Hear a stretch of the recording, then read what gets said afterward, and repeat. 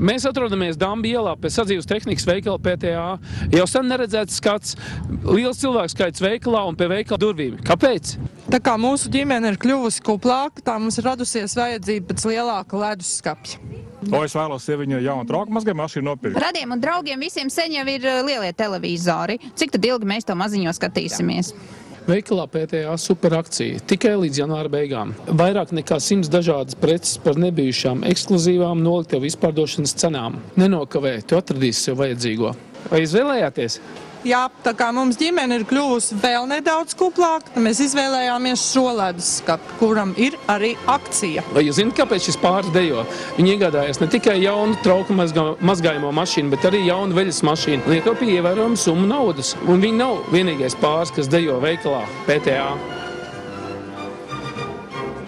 Agris Deņļevičs speciāli PTA. Kāda ir kur jāved televizors?